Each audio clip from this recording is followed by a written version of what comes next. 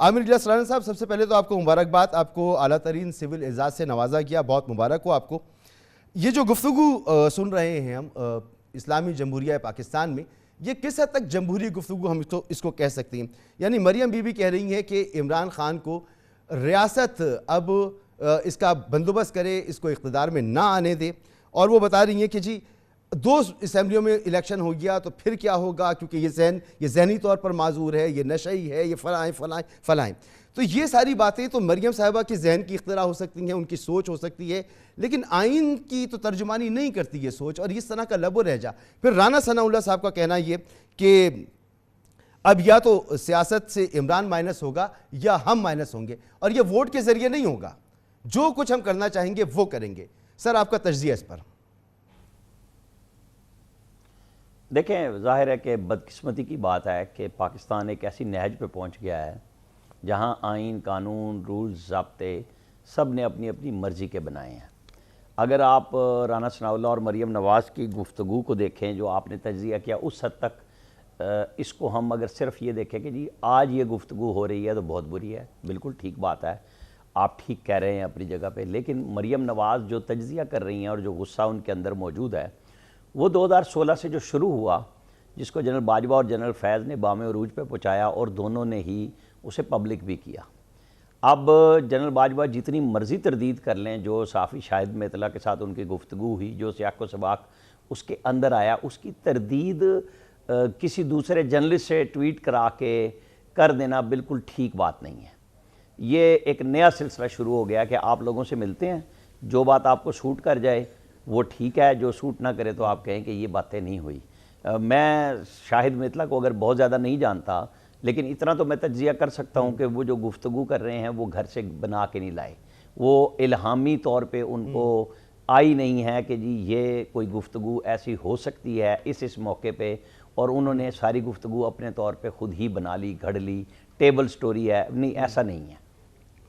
इसके ऊपर या तो जनरल बाजवा ने जो कानूनी कार्रवाई का कहा है वो करें, फिर जो होगा साफ़ी के तौर पे उनकी जो जिम्मेदारी होगी, लेकिन वाक़यात को नहीं झुटलाया जा सकता जहाँ तक वो बात हो रही है। क्योंकि मरियम नवाज़ जो बात कर रही हैं, मेरी भी शाहिद मेतला साहब से गुफ्तगू हुई, उनसे मेरी बातचीत हुई, और मेरा कंसर्न भी ये था कि देखें, आप जो कुछ कह रहे हैं वो बिल्कुल ठीक होगा, आप पर मैं एतबार कर सकता हूँ, लेकिन हमारा एक तरीक़ाकार है खबर को वेरीफाई करने का। हमारे पास वाहिद सोर्स आप हैं, अगली सोर्स डिनाई कर रही है, तो जो चीज़ मुबैना हो जाए उस पर हम बहस तो नहीं कर सकते। बहरहाल ये कई लोगों से वो बातचीत कर चुके हैं, ये जब वो खुद कहेंगे, मानेंगे, सामने आकर करेंगे, तब तो हम इस पर बात कर सकेंगे। इस वक्त जो मामला ज़ेरे बहस है वो तो ये है कि माजी में जो होना था सो हो गया, इमरान खान ने किया। इमरान खान को आप पहले भी गैर जमहूरी मानते थे, आप मानते थे कि वो सिलेक्टेड है, उनको लेकर आया गया है, वो सब कुछ हो गया। अब ये गुफ्तगू जो लोग कर रहे हैं वो तो हमेशा इलेक्शन के जरिए आने की बात करते हैं, वो तो जमहूरियत की बात करते हैं, वो तो आइन की बात करते हैं। वो ये कह रहे हैं कि जी इस मौके पर हम नहीं देखेंगे कि क्या जमहूरी है क्या गैर जमहूरी है, हम करेंगे। सुन लेना, देखें यहाँ पे हर बंदे ने अपनी अपनी गुफ्तगू ली ना। इमरान खान साहब ने अपनी कल रात की तकरीर में वो हिस्सा लिया जो शहबाज शरीफ को 40 मिनट सुनना पड़ा, वो भी साफ़ी शाहिद मेतला ने कहा, और मरियम नवाज़ ने जो बातें की वो भी उसी गुफ्तगू में थी। तो दोनों ने अपनी अपनी मर्ज़ी के मतलब लिए, दोनों ने ये नहीं कहा कि हम वेरीफाई करने जा रहे हैं। अब वो बहस तो हो गई है ना शुरू, उसके ऊपर जो भी वो कॉलम है, वो गुफ्तगू है, खबर है, वो पब्लिक तो हो चुकी है। उसके अंदर इमरान खान साहब ने आपने देख लिया अपनी बदकिस्मती है भाई। देखे ना, अब हमें उस बदकिस्मती और किस्मत को छोड़ के उन वाक़यात पे जाना है जो मौजूद हैं, जो चल रहे हैं। मरियम नवाज़ ने एक बात की कि जी ये जजों ने जो फैसला दिया था आइन शिकनी का, ठीक बात है। यहाँ वलीद इकबाल साहब जैसे बैरिस्टर मौजूद हैं जो बहुत ज़्यादा चीज़ों को समझते हैं, पूरी एक फैमिली उनकी हिस्ट्री भी है। मेरे नज़र में तो ये है कि आर्टिकल 6 तो उस वक्त लगता है जो मुकम्मल तौर पे जिसकी जो उसकी रूह है वो है कि कोई जब मार्शल लॉ लगा दिया जाए, आइन को मुअत्तल कर दिया जाए। वरना शिक बाई शिक अगर आप वायलेशन करते हैं वो तो हुकूमतें रोज़ करती हैं, और ये नहीं है कि ये सिर्फ कोई 11 महीने में शहबाज शरीफ ने कर लेनी है या 3.25 साल में सिर्फ इमरान खान ने कर दी। आप बल्दियात पे भी नहीं अमल करते तब भी आप आइन शिकनी के मुर्तकिब हो रहे होते हैं, आप मुख्तलिफ चीज़ें कर रहे होते हैं। ये हमारा काम है कि हम सियासतदान एक दूसरे के ऊपर अपने लोगों को मुतमईन करने के लिए वो बात करते हैं। आज उनके साथ वकला बैठे हुए थे जहाँ पे मरियम नवाज़ ने ये सारी बात की, वो बात उन्होंने आज तो हमें ये फैसला नहीं करना आमिर साहब के लफ्ज़ भी यूज़ किया। माजरत आपकी बात मुनक़ता हो रही है, मैं आपसे सीखना चाह रहा हूँ, जानना चाह रहा हूँ कि जिस वक्त नवाज शरीफ साहब के साथ हमने महसूस किया कि गलत हो रहा है, बरमला उसका इजहार किया।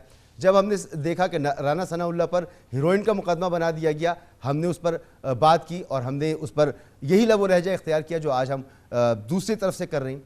यही बात हमने की शाहिद खाकान अब्बासी के लिए, मिफ्ता इस्माइल के लिए, एहसन इकबाल के लिए। लेकिन आज जो कुछ आइन में जो लिखा हुआ है, क्या ये किसी सोच के ताबे होकर, किसी सोच के असर में आकर आइन को फरामोश किया जाए तो हमें कहाँ खड़ा होना चाहिए? मैं आपसे जानना चाह रहा हूँ इस वक्त। देखिए मसूद साहब, आपकी बात मैं समझ रहा हूँ। पिछली दफ़ा भी आप और हम यहीं मौजूद थे लास्ट वीक, और जब आपने बात की तो मैंने कहा जी कि मैं आइन कानून की रूह से हट के मैं बात करूँगा ज़मीनी हक़ाइक़ पे कि मुझे 30 अप्रैल को इलेक्शन होते हुए नज़र नहीं आ रहे। और आपने देखा कि वो उसके चंद दिनों में ही सारी चीज़ें, क्योंकि मुझे एक चीज़ क्लियर नज़र आ रही थी कि ये ना फ़ौज बंदे दे रही है, अदलिया रिटर्निंग अफसर नहीं दे रही, सरकार पैसे नहीं दे रही, लॉ एंड ऑर्डर नहीं हो रहा, तो इलेक्शन 30 अप्रैल को नहीं हो रहे। हम साफ़ी हैं, हमने वो देखना है।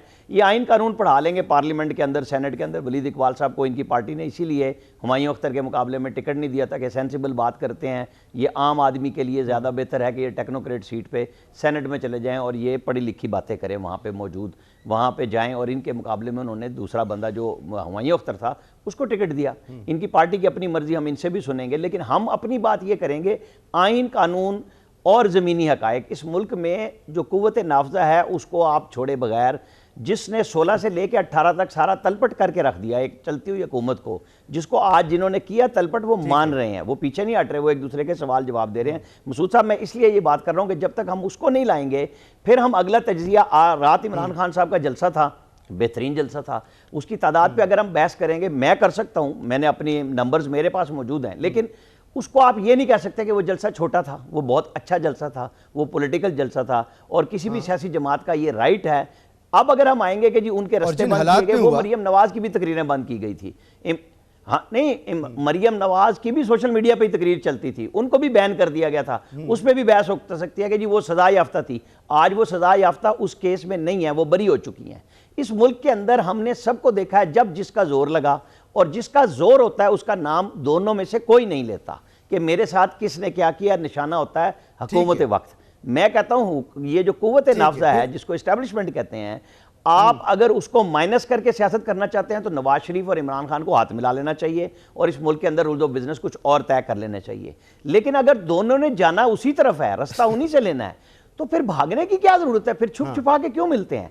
फिर पब्लिकली करें, फिर उनको एक डोमेन दें, क्योंकि इसके बगैर काम चलता नहीं है। फौज के साथ इमरान पुरानी बहस है, साहब, ये होती रही है, पीपल्स पार्टी रगड़े में रही, इसके लिए एक फोरम बनाया। जी, ये गुफ्तगू तो होती रही है, लेकिन ज़मीनी हक़ाइक़ की आपने बात की है।